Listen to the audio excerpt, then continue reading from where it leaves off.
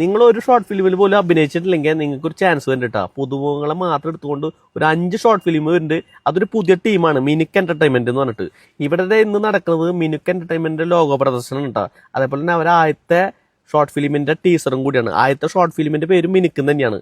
Already 5 short film ഇവർ സെറ്റാക്കി വെച്ചേക്കാണ്. ഇനി അടുത്തത് പേര് ലോബിയും, അത് കഴിഞ്ഞ അപരം, പിന്നെ കരിമീൻ, അങ്ങനെ ഒരു 5 എണ്ണം ഇവിടെ ഓൾറെഡി സെറ്റാണ്. അപ്പൊ ഇതിലൊക്കെ അഭിനയിക്കാൻ പുതുമുഖങ്ങൾ ആവശ്യം കിട്ടാ. നിങ്ങൾക്ക് അഭിനയിക്കാൻ ഇൻട്രസ്റ്റും താല്പര്യം ഉണ്ടെങ്കിൽ ഇവരായിട്ട് കോൺടാക്ട് ചെയ്തോട്ടോ. അപ്പൊ ഇന്ന് ഇവിടെ നടക്കുന്ന മിനിക്ക് എന്റർടൈൻമെന്റ്സിന്റെ ലോഗോ പ്രദർശനമൊക്കെ നല്ല അടിപൊളി വൈബായിരുന്നു കേട്ടോ. കാരണം അടിപൊളി പരിപാടികൾ ഉണ്ടായിരുന്നു. പിന്നെ ചീഫ് ഗസ്റ്റ് ആയിട്ട് സെയ്ഫ് നാസർ, സായിദ് അൽക്കാബിയും പിന്നെ ദീപ ഭട്ടൊക്കെ ആയിരുന്നു.